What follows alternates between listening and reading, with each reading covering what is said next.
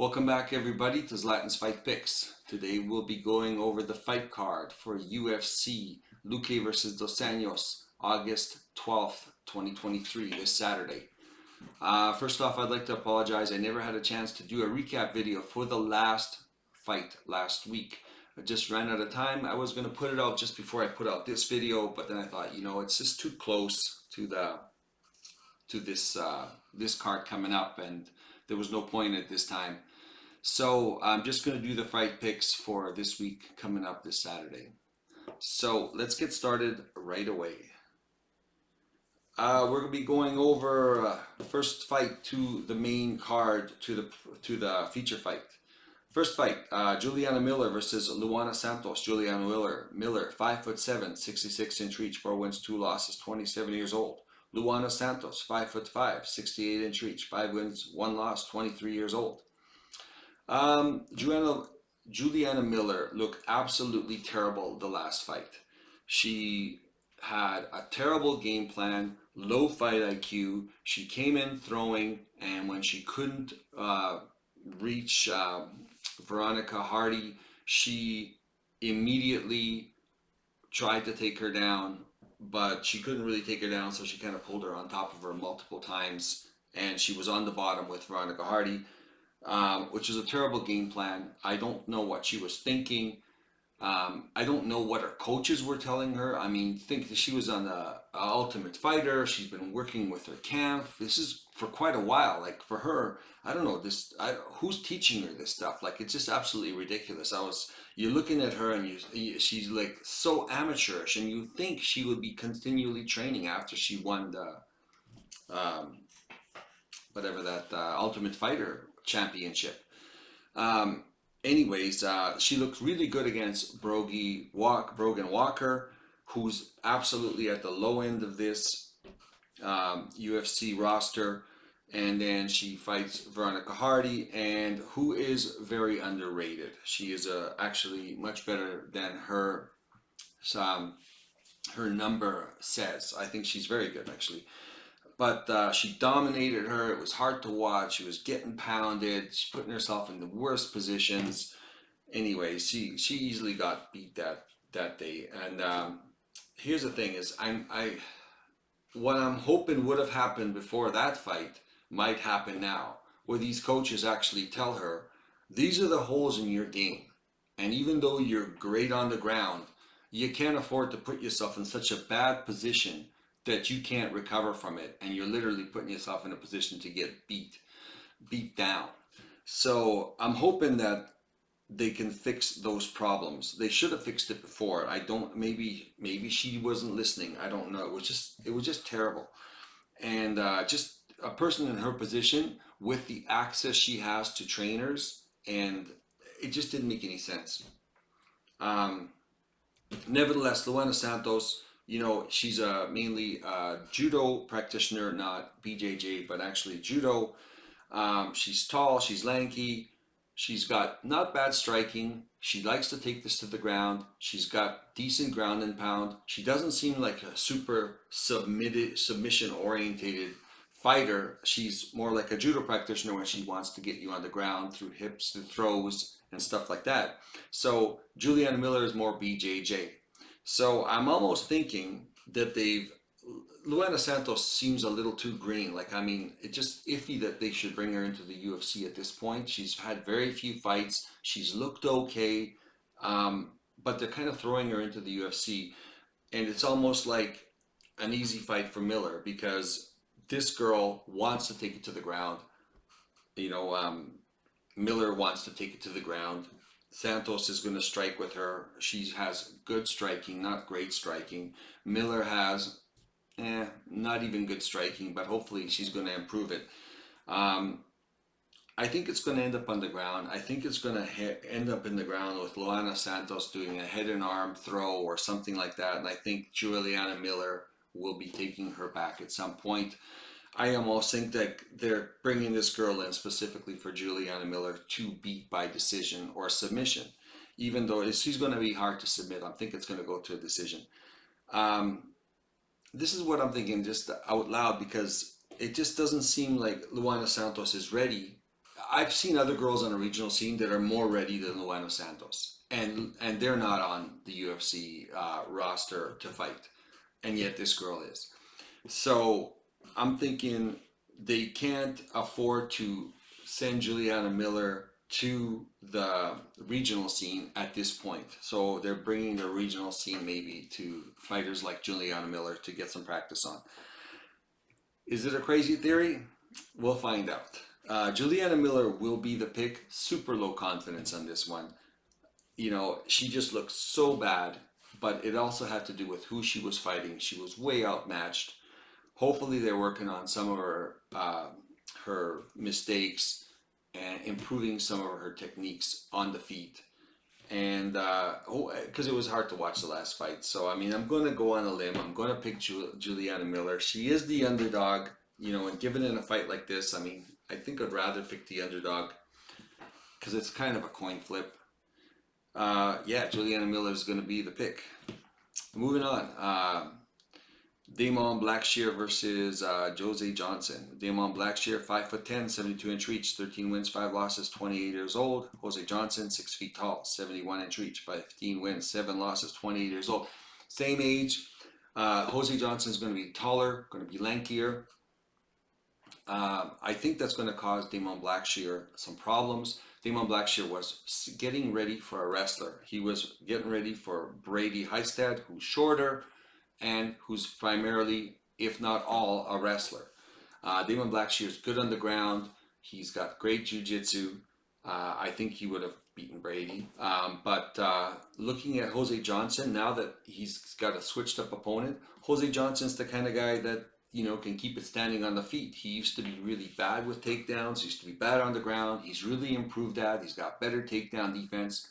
He can still get taken down, but he's got a good get-up game now, and he's doing submissions off his back as well. So he's expanding his arsenal. Damon Blackshear is not the best guy to take anyone to the ground. I don't think he really wants to be on the ground, but he's actually really good on the ground. So I think it's going to be a stand-up battle. I think Damon Blackshear wants to win on the feet. I think he wants to knock out Johnson. It's Damon Blackshear is not always making the best decisions, but he's so well-rounded. He just wants to prove that he can beat anyone, anywhere. Jose Johnson, it's a last-minute fight, last-minute substitution. I think he's going to win this. I think he's going to win this on a decision. I think he's going to come up and win a good fight, and it's going to be close, very low on the confidence scale. But I'm going to pick the underdog in this one again. Given a choice, and just because Damon Blackshear was getting ready for a wrestler, now he's got a pretty long, lanky striker. And I remember him fighting Zalal, and even though he took that fight in the last minute or short notice, he actually was almost knocked out in the third round with strikes. So a really slick striker can beat Damon Blackshear. That's what I think. And I'm thinking Jose Johnson might be that slick striker. So moving on. Jose Johnson is going to be the pick. Again, low confidence. Jacqueline Amarin versus Montserrat Senyejo. Jacqueline Amarin, 5'3", 67.5-inch reach, 28 years old. Montserrat Senyejo, 5 feet tall, 61-inch reach, 30 years old. You know, the obvious, Jacqueline Amarin's not going to be bigger than a lot of fighters, but she's going to be bigger than this one. Senyejo is very short. I don't even think she's 5 feet. I think she's like 4'11", but they just put 5 feet so she's not officially, you know, a small person. So she's very stocky, but she's only got one move. She's got the grab you by the headlock and throw you on the ground and squeeze and punch and keep punching and win the round. It's all, and she hasn't fought in a while. I think she hasn't fought in a couple of years. So she must have had some injuries. Jacqueline Amarin came in with a lot of big hype. She ran into Sam Hughes, and Sam Hughes gutted out multiple chokes. just a super gutsy performance, and Amarin had the chokes in, and she fought her hands, and she got out of the first round, and Amarin had no answer after that. She couldn't. She ran out of energy. So yeah, and Sam Hughes beat Amarin, and she was a heavy favorite. And I bet on Amarin, and I was so disappointed. I said never ever bet on this girl again. She's was such a fraud. But having looking at it, I mean, she just wasn't strong enough to finish the choke. And somebody who was calm and collected and powerful could fight through it. So now she's in the UFC, and the UFC just brought in Senio, and she is one win, one loss. I think Senio falls right into the same situation with Miller and Santos. Head and arm choke by Senio. Amarin is going to be able to take her back. Amarin's a great choker. This is her setup. So I'm picking Amarin, even though I was really disappointed in the last one. I'm hoping that she will work on her cardio and realize she might have to go past the first round.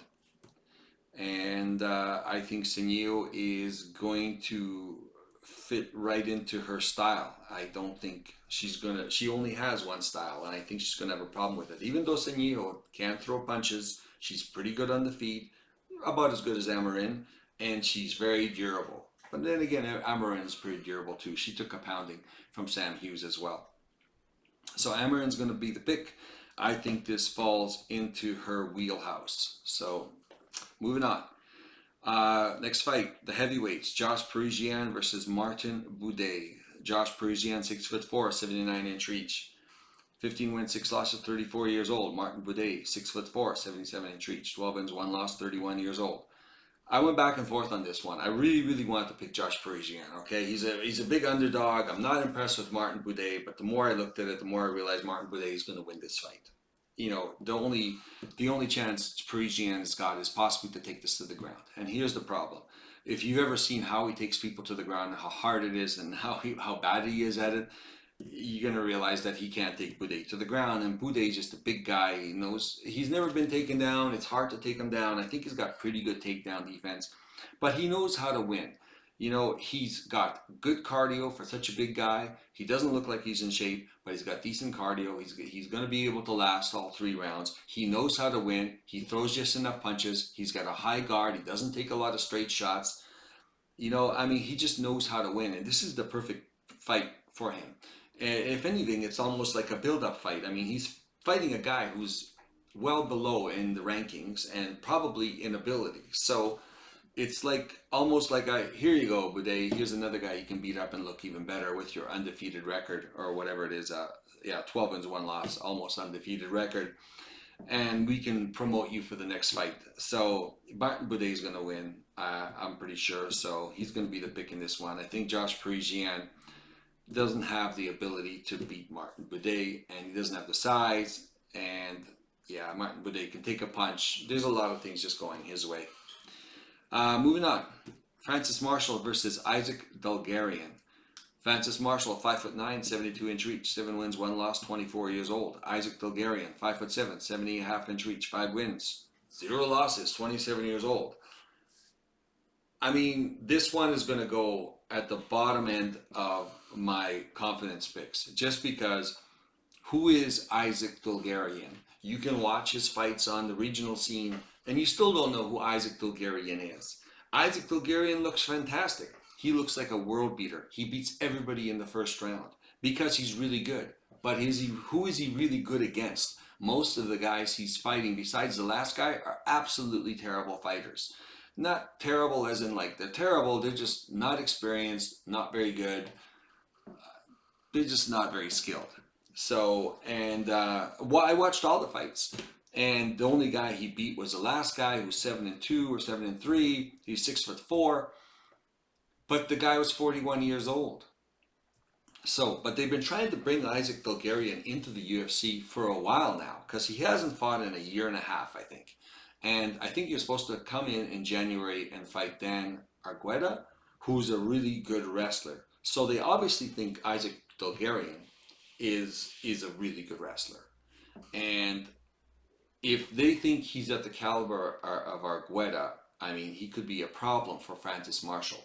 Francis Marshall will be taller and longer, which is really odd for him because normally he's not the taller guy.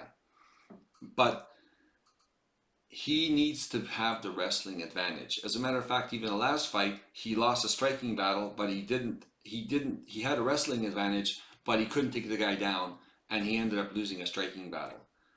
What happens if he runs into a better wrestler? And that's the thing: is he going to be able to strike, or if is the better wrestler going to be able to take him down?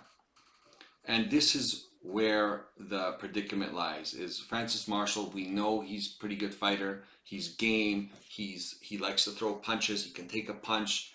I don't know. He's pretty well rounded. I don't know if he's superstar material. But Bulgarian, I mean, could be superstar star material. He's been going through everybody. But this is going to be his first UFC fight. How's he going to look? Is he going to crumble under the pressure? You know, the big lights, first fight. There's a lot of fighters that don't do well in their first fight that are actually pretty good fighters. So I'm going to go on the limb and I'm going to pick Isaac Bulgarian, because it looks like they've been trying to build this guy or put this guy in with some really decent competition. I think Marshall is a good test for him of where he's at in the UFC. If Bulgarian is the wrestler that he seems to be, Marshall's going to have a problem, because I think Marshall needs to be the better wrestler in his fights, because he might not be a better striker than everybody. He might be better than some, but most of the people will be taller, sharper, better skills on the feet than Marshall. So I'm going to go with a super low confidence Isaac Bulgarian. He is the underdog. If you notice, there's a pattern wherever I'm uncertain, I'm picking the underdog, Isaac Bulgarian, to win a close decision. We'll see exactly what it's made of. It's going to be a really good fight. Actually, I'm looking forward to seeing this, even if I lose, which I might, because like I said, once you see the board, you'll see these guys are at the lowest end of confidence, right at the end. So Isaac Bulgarian will be the pick. Super low confidence. Don't know very much about him. He looks good. Hard to tell until he actually fights the people in the UFC, which is a totally different league. Moving on. Terrence McKinney versus Mike Breeden. Terrence McKinney, 5'10", 73.5-inch reach, 13 wins, 6 losses, 28 years old. Mike Breeden, 5'10", 70-inch reach, 10 wins, 5 losses, 34 years old. Mike Breeden, he's at the pinnacle of his career. What you see is what you get. He's not very athletic. He's very durable. He's very determined, and I think that he's a very good journeyman type of fighter. Terrence McKinney. I mean, I've lost a lot of money on Terrence McKinney. You know, he's great in the first round. Everybody knows the trick to beating him is get him to the second and third round, and this guy just gasses. And I don't know if it's a mental issue or his training camp. And I don't think, I think he hasn't found the right training camp and the right coach to smarten him up. But the guy's explosive. He could end the fight at any time. This is who Terrence McKinney is. He took this in the last, it's a short notice fight for him. He just took it like a week ago. Lando Veneta had dropped out. Terrence McKinney, I guess he wants a paycheck. I mean, does it really make a difference for Terrence McKinney? Because even if he trains for a fight, he can't go 3 rounds. So what would be the difference, I guess, here? So it's a first rounder bust.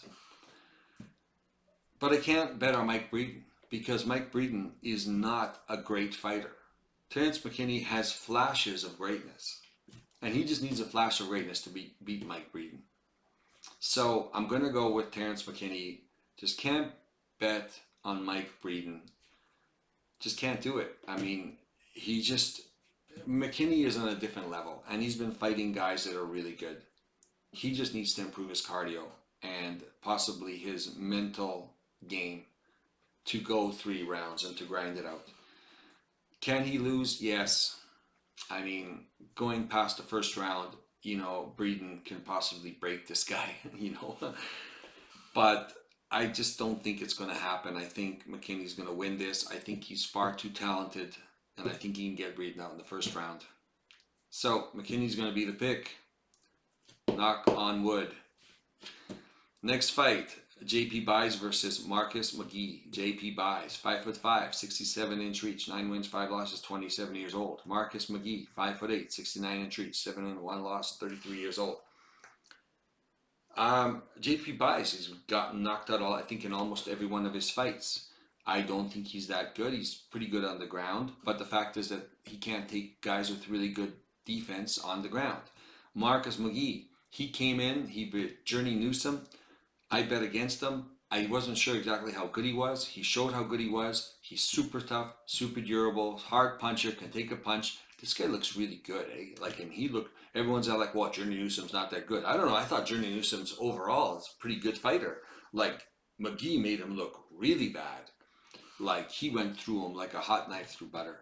And I don't know. There's no way I see Buys beating McGee. This is a high confidence pick. McGee's too tough, too strong, he's still well versed in takedown defense and reasonably good at jiu-jitsu and wrestling. He's well rounded. I can't see him losing in any way here. I mean, famous last words. He's going to be high on the board, but for a while there, my most confident picks were, at least one of them were getting knocked out. So he's going to be a real high confidence pick.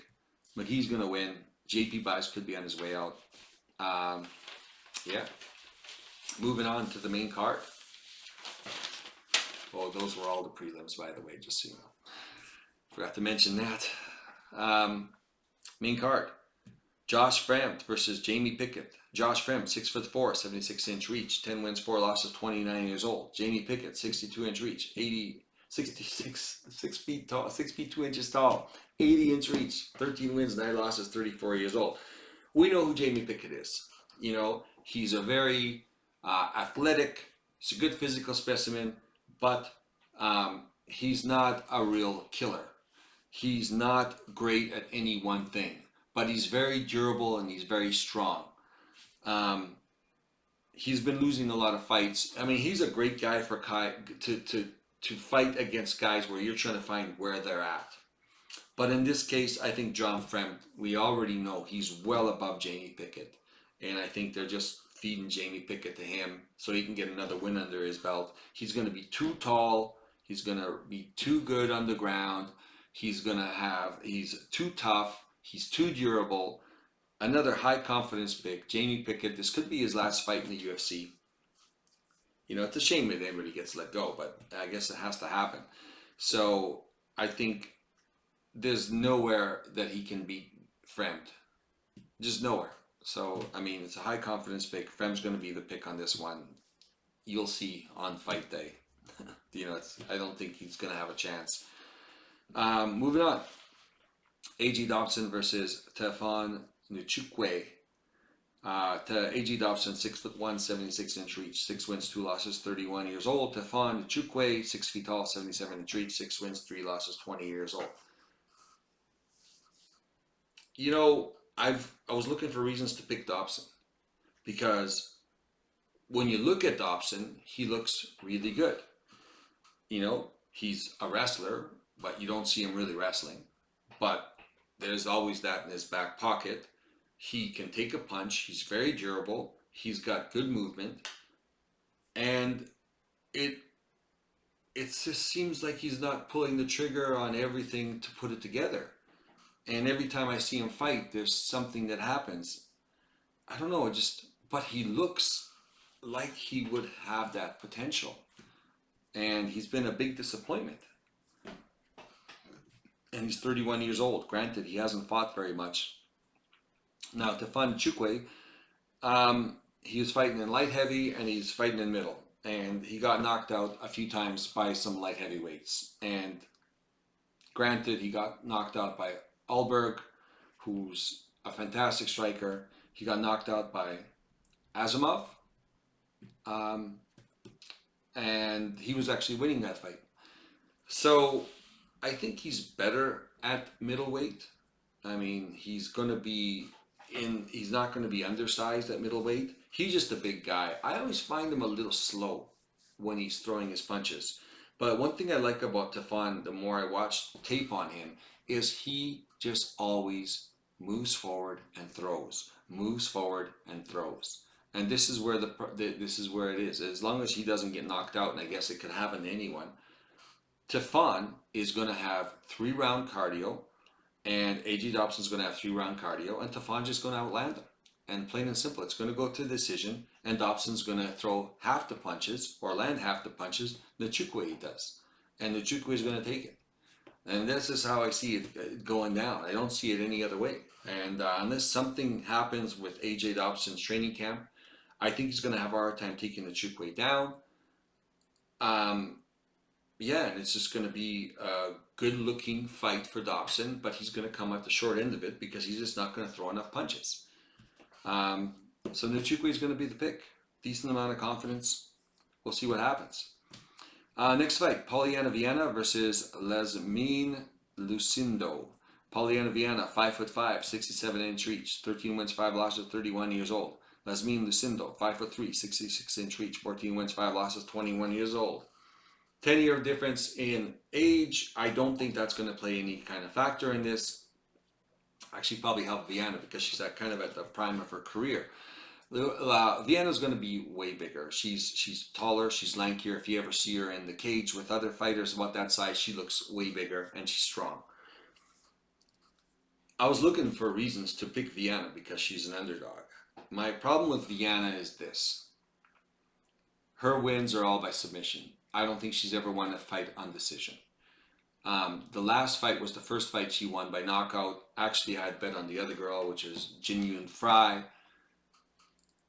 And Viana, out of nowhere, throws these combinations, stuns her, and then continues to punch her and knock Jin Yun Fry out. It's not saying much because Jin Yun Fry is a little chinny, but it's a surprise to see Viana knock anyone out. But she doesn't win a fight by decision.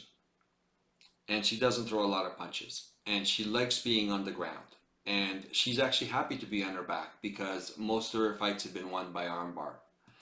So she's been submitting these people off her back or triangle choke. So she wants to be on her back. And I think she almost wants to be her back at her own detriment because if she doesn't win, she looks like she's losing the fight. She's going to lose the decision, which is why she always loses the decision. So Lasmine Lucindo, she's pretty good on the ground. She's good takedown defense. Polyana Viana doesn't have good takedowns. She just ends up on the ground somehow. Lasmine Lucindo just throws a lot of punches. She's got good striking defense. She can take a punch. And she just throws a lot of volume. And that's where it's going to be. It's going to be almost like the fight I talked previously. Lucindo's just going to throw too much volume. And she's going to beat Polyana Viana because of the volume. And unless Viana, I can't see her knocking her out unless she somehow gets her on the ground and submits her because she's good at that. That's how she wins her fights. I mean, I just can't see it going to the ground. I can't see Lucinda wanting to go to the ground. She's going to be winning the stand-up. She's going to be continually punching Viana. Viana's going to be able to take it because she's big and she's strong. It's going to be a decision. Lucinda's going to throw way too many punches, land way too many punches. She's going to win the decision. That's how I see this playing out. Lucindo for the win. Next fight, Khalil Roundtree Jr. versus Chris Daukaus. Khalil Roundtree Jr., 6'1", 76.5-inch reach, 12 wins, 5 losses, 33 years old. Chris Daukaus, 6'3", 76-inch reach, 12 wins, 6 losses, 33 years old. Oh, I went back and forth on this one. Chris Daukaus is the underdog. Already I like that. So, Khalil Roundtree. I mean, the guy, man, he just looks like an unstoppable force. He just looks like a piece of iron. When he kicks, you can just tell he hurts people's legs. When he punches, it's with intent and they're powerful. When he gets hit, he seems like he takes a really good punch. There's so many things going in his favor in this one, and a lot of people are picking him. He is the favorite. And I like Khalil Roundtree, and normally I would pick him. But here's the thing. For me, Chris Daukaus, is the opposite. I actually never really liked Chris Daukaus that much, but he always seems to be winning. But he's beaten supposedly people who aren't that good in the heavyweight division. And then when he fought the top tier, he was getting knocked out. But you know what? Who wouldn't get knocked out by those guys? And Chris Daukaus, it goes in there, throwing hard, fast.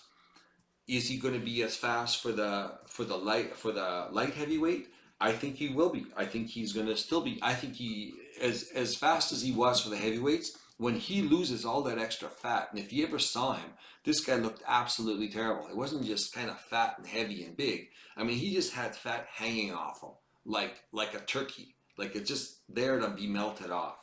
I think he's going to be faster. I think it's going to help him to lose the weight. I think it's going to help him for his health in general for the rest of his life to lose that weight. And I think he's going to be as fast as Roundtree. I think he's going to be faster than Roundtree. I think Roundtree lost that fight against Jacoby because of speed. He had more impactful punches. Jacoby had way more strikes. I think Daukaus is going to have a lot more impactful punches. I think he's going to surprise everybody at how well he's going to do at light heavyweight. That's my feeling. Roundtree is a great test for him. Roundtree is going to be slower than him. I'm more worried about Roundtree kicking his legs. It's hard to tell where Daukaus is with that because he just wants to box. But having said that, he's got fast hands. He's willing to go in the pocket. He's got straight punches and they get to the target quick. He's not fighting these super big heavyweights. Roundtree is powerful. I'm going to go with Daukaus. I think that this is kind of something that he can do. He hasn't really gone 3 rounds, I don't think. Yeah, I'm going to go against the grain on this one and pick Chris Daukaus. I think he's going to be much better at this weight class. He's going to be just as fast, if not faster. And I think Khalil Roundtree will have a problem with him because Chris Daukaus is a finisher as well. And Roundtree has been finished. Nevertheless, Chris Daukaus has been finished too, but by guys that are huge. So I'm going to go with Chris Daukaus. I think he's going to keep his career alive in UFC by beating Roundtree. Low to mid confidence. Moving on, Cub Swanson versus Hakeem Dawodu. Cub Swanson, 5'8", 70-inch reach, 28 wins, 13 losses, 39 years old. Hakeem Dawodu, 5'8", 73.5-inch reach, 13 wins, 3 losses, 1 draw, 32 years old. Cub Swanson, moving up in weight class to the featherweight. Normally he's fighting in bantamweight. He's gotten finished a couple times in bantamweight. I don't know if it's going to help him to move up. He's 39 years old. He's going to be 40. He's slowing down physically. Everything's slowing down. He's been getting stopped with leg kicks, with punches, with everything. Everything seems to be hurting him now. And he's just not taking him as well. He's fast. He's always been fast. I mean, 3 years ago, I'd be picking Swanson, right? Hakeem Dawodu is very durable, very tough, can take a lot of punishment. He's pretty quick. It's good leg kicks. I'm sure he's been watching a lot of tape on Swanson and seeing how he's not taking the leg kicks very good. He's decent takedown defense, not great on the ground. Cub Swanson could be great on the ground. Maybe he's going to try throwing his jiu-jitsu, which we never see, and we keep hearing that he's a black belt. But I don't think he wants that. I think Cub Swanson wants to go in here and put on a show. I think he's beyond that. He's not going to make a title run. He just wants to get the most exciting fight and finish his career off with a bang. I don't think he's going to go try to do this on the ground. He's going to fight brawling with Dawodu. They're going to throw down. He's going to be faster. Dawodu's going to be more powerful, more durable, and I think Dawodu's going to take this. That's how it's going to go, and I don't think it's going to go any other way. Cub Swanson's at the tail end of his career. He's going to be retiring soon. He's going to be a couple of more exciting fights for the fans, and yeah, he's going to lose, but he's going to lose in style. He's not going to have a boring fight, that's for sure. Hakeem Dawodu, and plus Hakeem Dawodu is from Calgary. Okay, so, by the way, I'm from Calgary, so... I actually see him at the fights at the bar, so there's no way I'm going to pick against him, and have him be mad at me. Definitely picking Dawodu. He's going to win. Anyways, moving on. Vincent Luque versus Rafael dos Anjos. Vincente Luque, 5'11", 75.5-inch reach, 21 wins, 9 losses, 1 draw, 31 years old. Rafael dos Anjos, 5'11", 5'8", sorry, 70-inch reach, 32 wins, 14 losses, 39 years old. Here's the problem. Okay, now we just said Cub Swanson's too old at 39, and we got Rafael dos Santos, he's 39. Should be an easy pick. But I have not seen Rafael dos Santos slow down. He's going to slow down at some point, but I haven't seen him slow down. He's beating everybody just the same way. I mean, you just ignore the 39. You watch him fight the last fight and 10 fights before that. I didn't see any difference. So I'm going to put age aside on this one, just because of how he has looked. And he's going to slow down at some point. I don't know if it's going to be this fight or soon, but he's getting there. And the guy's a stud. He's been here forever. Fought in the lightweight, in the welterweight, and he's looked good against everybody. He's not a hard out. He's not an easy out for anyone. Vincente Luque, you know, I heard that there is some, he was out for a year because of brain bleeding and stuff, and, you know, I wish him the best, and I hope he's not hurt. He's obviously passed the doctor's examination to fight. But I've seen him slipping in the last few years. You know, I know Dos Anjos is older, but I haven't seen him slipping. Vincente Luque, I've seen him slipping. And everybody can say, okay, fight this guy, they're really good. In general, I've seen him slipping in his abilities. You know, whether it's on the ground or on the feet. I think he's reached the pinnacle of who he is. Unless he's changing his style completely, which I can't see. I can't see him beating Dos Anjos. And I'm not going to take age into account. You know, I can't see him stopping Dos Anjos. I can see him being taken down by Dos Anjos. I just see a lot of things going for Dos Anjos in this fight. Dos Anjos is a slight favorite. It's going to be a close fight. You know, Vincente Luque just hasn't seemed that good. You know, even he's been knocked out.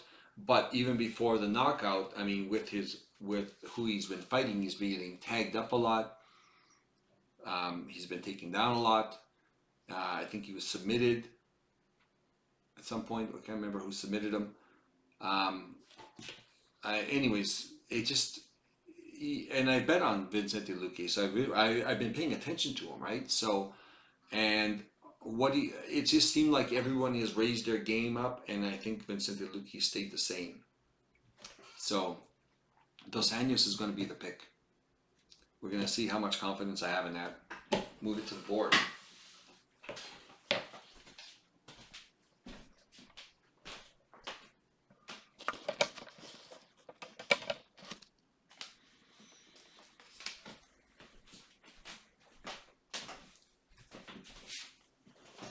What do we got here? All right. Well, we'll go out from most confident to least confident. Most confident, friend. I can't see him losing this fight. So, anyways, you know, I'm trying to pick the underdogs. At some points, I'm trying really hard.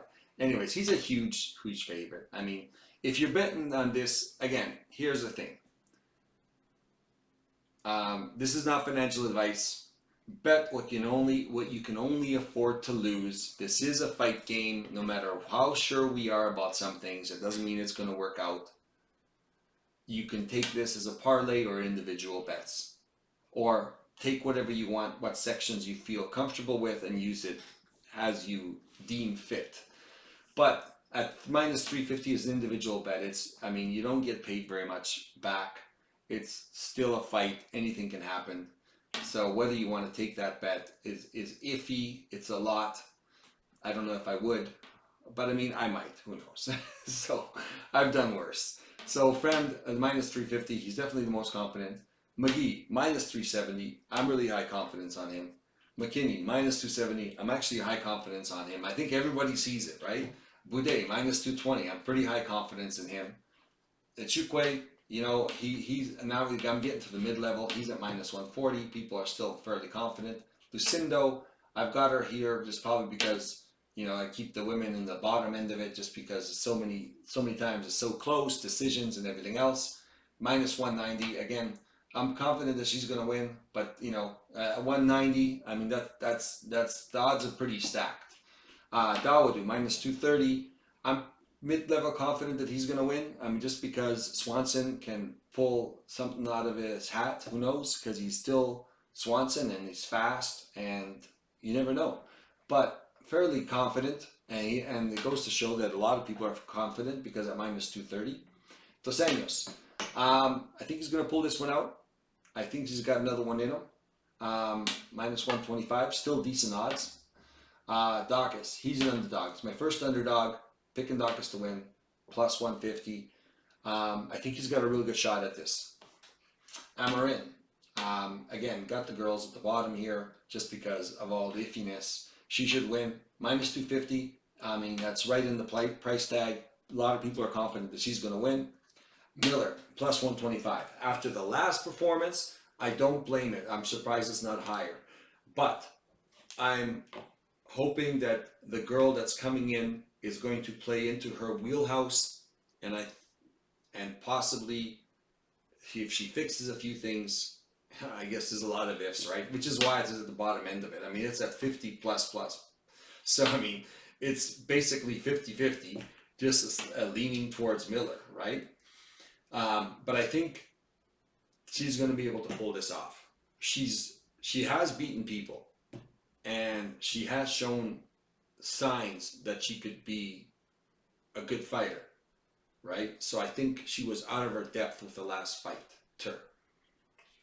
Moving on. Next underdog, plus 235. Now this one again, 50 plus plus. Again, this is just a matter of 50-50. That's how I feel about it. I'm going to go with the underdog. He's a much bigger underdog, Johnson. I'm going to go with him. I think he's got a good shot at knocking out Blackshear. So that's going to be the pick.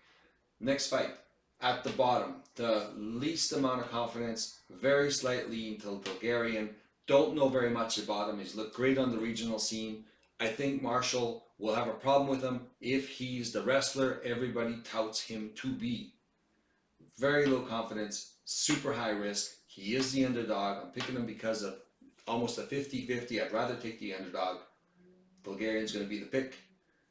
And like I said, you could take this as a parlay. You could take sections of it. You can replace something. Take all this information and make your own decision. This is all decisions have to be taken into account where you take all the information and make the best decision possible. Because it doesn't always work out. Let me tell you, it doesn't always work out. No matter how confident you can be, things can happen. Things can happen. Anything can happen. Somebody can get injured right on the spot and lose the fight. So you never know. Nevertheless, thank you very much for watching. Don't forget to hit the like. If you like the content, actually hit the like even if you don't like the content. Do me a favor. Subscribe. Subscribe if you want to get notifications. You can even subscribe and turn the notifications off. Feel free to subscribe. So it helps me with the algorithm, and it encourages me to continue knowing that people actually watching. What else? Please leave a comment. If you like the video, share the video, please. That gets me out there to more people. We'll see if other people are interested in what content I'm producing. Hopefully we're going to do really well this week. Hopefully we'll nail it.